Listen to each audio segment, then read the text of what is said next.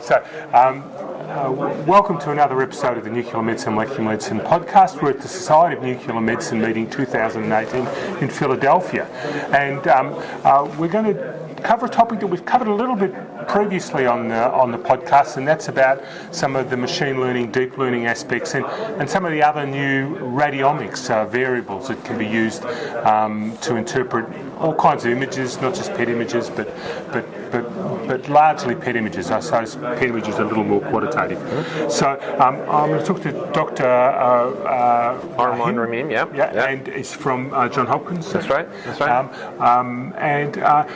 Let's start by talking about what advantages can be added by adding in radiomics and deep learning. Absolutely.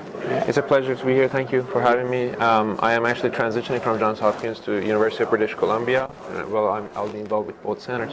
So are we discussing emerging themes or? Well, we can talk about what you talked about. So we're running this categorical right now, where obviously there's a lot of excitement in the air about both radiomics and machine learning. We've kind of kept it open because people have different opinions about which one's going to dominate. Some people do think that machine learning is the future of radiomics, because in radiomics you're explicitly defining certain features for the images, whereas in let's say deep learning methods, you kind of implicitly the system derives that. Right. The question is, which pathway are we going to go? Well, perhaps we might explore that a little bit further. What do you mean by, for example, an SUV is a radiomic. It's a biomarker from a radiomic, but you could actually just get the system to look at the raw counts that are coming out of the system, and it could figure out, if you like, its own idea of an SUV. Is that what I mean? Yeah. So there are conventional features, and such as SUV max, the maximum uptake in a tumor. Obviously, in a tumor segmented, it doesn't have to be segmented. Actually, that's the beauty of SUV max. But then there are more features that do require segmentation. MTV obviously is one of them, and there's lots of findings that volume of a tumor might be even more predictive of outcome than SUV max and things like that. But now we're talking about even more features, features such as entropy, which quantify how disorganized the uptake is, and various features that try to understand and quantify lack of homogeneity or heterogeneity in the image.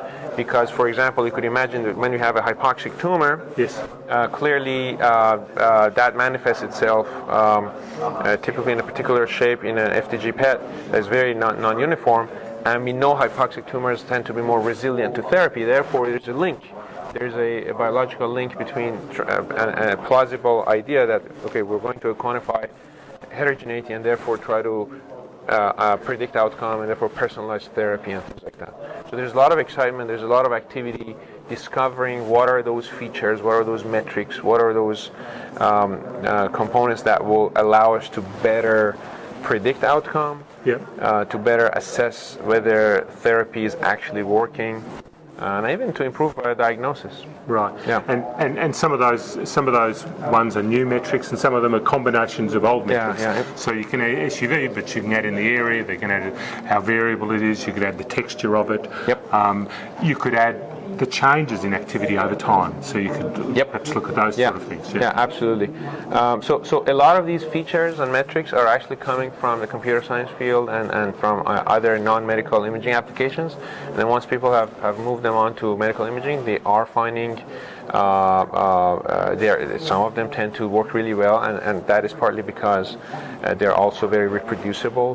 So when you do test, retest, they're very repeatable. They're also reproducible to segmentation, things like that. So they're very robust metrics, and therefore, and aside from that, they are quantifying something meaningful, and therefore, they are working kind of interestingly well. Right, and the important thing isn't the single metric; it's the combination of them that produces a result. So this field of radiomics, as it rhymes with genomics, etc.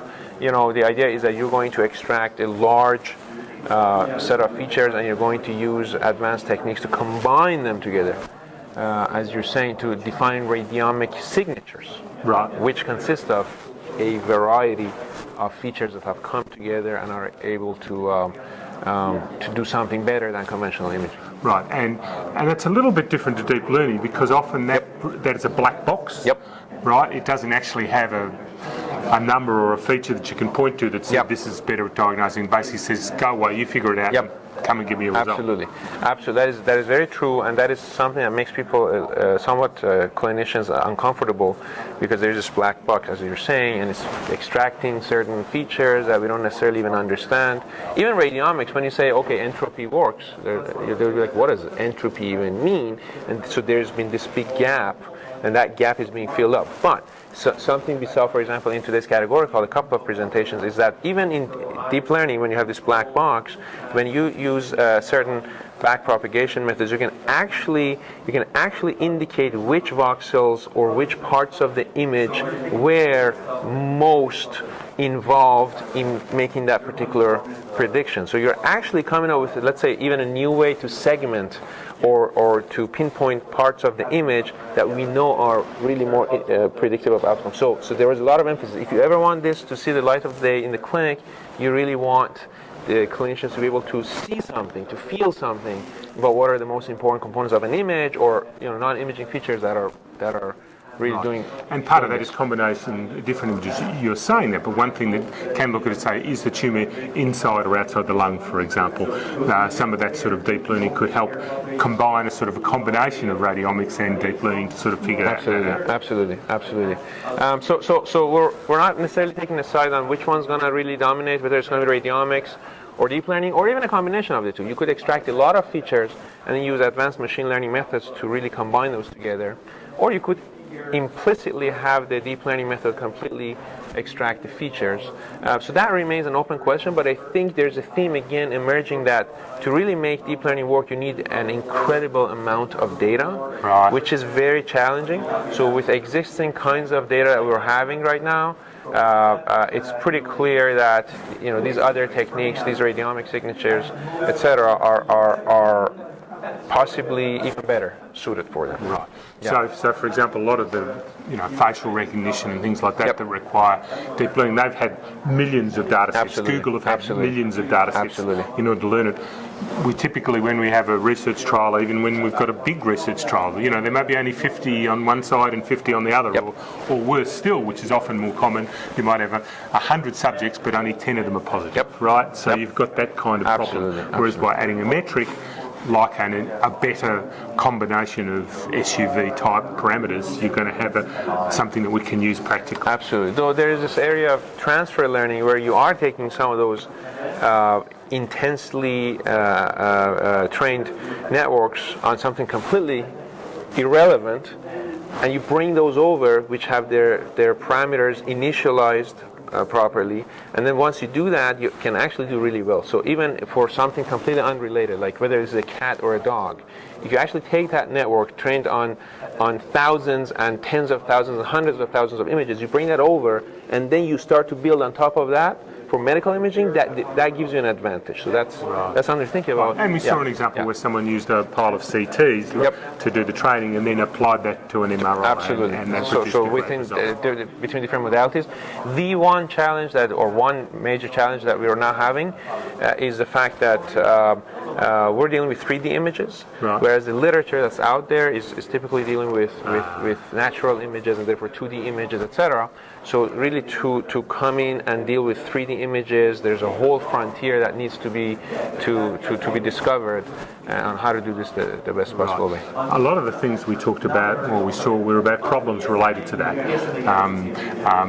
What are some of the problems that related to both deep learning and radiomics? What are those sorts of things? Yeah, so I think a key thing that is being emphasized over and over again, and thankfully more and more people are realizing, is the importance of doing systematic, harmonized, reproducible research. Where first of all, when we are publishing results, we know we're using common language that's meaningful.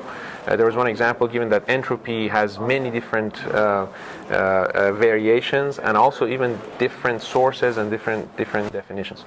So we have to be using the same language. We have to really be processing our images in a standardized way, and so on multiple fronts, we just have to be very consistent. Otherwise, we're publishing things left and right, and people are not able to reproduce that work because either they don't even understand what we're doing, or secondly, what we're doing is doing overfitting, we're doing false discovery, we're not statistically doing the right thing, so we're kind of doing data fishing. Right. We're kind of discovering things that are not really there, Right. and we just have to be more systematic about what we're doing. Right. But also in terms of, we talked about quality controllers, how to do your PET camera properly, how to do your calibrate properly, make sure your injection to scan times are correct. I mean, I think not only do them correctly, but record them correctly. Yep. So I think, systems that double check those, data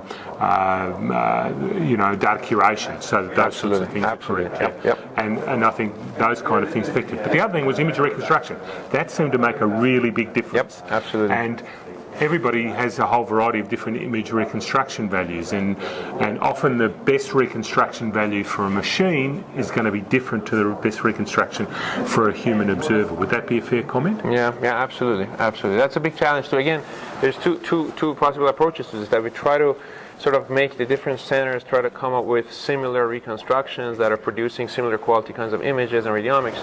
That's pretty challenging, to really get lots and lots of centers to really produce same kinds of images. There are efforts on that front. Another one is that, okay, let's say we are producing really different kinds of images with different iterations that don't necessarily match in terms of things that we care about. But then post-processing, what can we do to harmonize the images? Right, so there's so you also do correction factors, right? Absolutely, and that's not exactly clear how to do that, especially as you move towards radiomics and all these various features that you're having. But that's certainly an interesting challenge. There are some groups that are trying to tackle that, but it remains to be seen how they do. The other approach in deep learning is to say, let's go back one step further. Let's not have different reconstructions. Let's deal with the unreconstructed data and see if we can use that, because then you're not going to have variations in reconstruction. You've got a variation in your instrument, but you haven't got variations in reconstruction. Absolutely. I think that's also an incredibly interesting area. The challenge, of course, is that we're having enough challenges sharing images now, trying to share raw data. Right. But that's pretty interesting. There's now some really fresh off the press efforts that are trying to do purely deep learning based reconstruction. They're just looking at the raw data, trying to create images. What you're saying would be even beyond that. You use the raw data to go all the way to the radiomic features and to try to really improve the assessment of disease. That's we could do that now, but a PET scan's about it's going to be 10 gigabytes instead of an image, whereas a DICOM image is only a few kilobytes. So we've got those sorts of issues as well, I guess. But data's getting cheaper. Bigger data centers are getting cheaper. The world runs on data, so maybe that can work. I think people need to step out of their shells. And I think there's increasing awareness about this. We have to sort of work towards a common goal, and that is to improve healthcare. And therefore, we have to step out. We have to share. We have to have a bigger picture of what's key. And I think that just needs to happen. And I think there are some good signs that this is happening. Right. So I mean, I'm involved with, for example, ADNI and ABLE, which are the big data sharing sites for amyloid imaging. But there's similar sites that have looked at MRI data. There's similar sites that looked at other features, and they seem to be working. And a lot of the people come from left field. We had an example there where a venture capitalist was the person who produced one of the best methods of analysing some images. Doing their stuff they use for predicting the stock market. Absolutely. You got people that are not even medical imaging experts. They're coming in, and we had one example today. They outperform, because of their incredible expertise, they outperform any other groups that are competing in the area from the medical background, and initially you might be like, whoa, what does that even mean? But this is happening. We're seeing this happen over and over again, and that again underscores the importance of sharing of data and letting other expertise to come in, and for us to just work together as a community to improve healthcare. And it's not just images, right? So a lot of the ways those were improved was when you added in a blood test to an image value, or an age, or a sex, or all those other kind of parameters. If we have the more information and the more segments. For example, if you had SUV the raw SUV values for each of the pixels, that's going to be better than just having a single SUV max number. If you've got more bits and pieces of data, that means you can work on it better. Would that be a fair comment? Absolutely, and there was a very nice talk today by Dr. Slomka from Cedars-Sinai today, where they're doing a very impressive amount of work, multi-center study, lots of groups working together, lots of data, and they are combining non-imaging and imaging. And to go back to the previous point that I made, they are actually reporting, which of these features are the most important ones that are helping in doing the particular task they're interested in. So absolutely, no question about that. And this is not theoretical anymore. We saw an example, for example, in cardiac, where they're actually saying, let's do a stress test first. Because they can't get it reported quickly enough, they use a computer system to report it, if you like, but with a very high threshold for sensitivity, but not specificity, they know whether to do the rest or not. And they found they had better results than if they put a human in the role. So I think that's a really good place, because it's not actually giving the diagnosis, but it's making it safer for the patient by reducing the radiation dose and using it in a fair and not missing any, because not missing any. So I think it looks optimistic. I think good things are happening. People are being more systematic about it.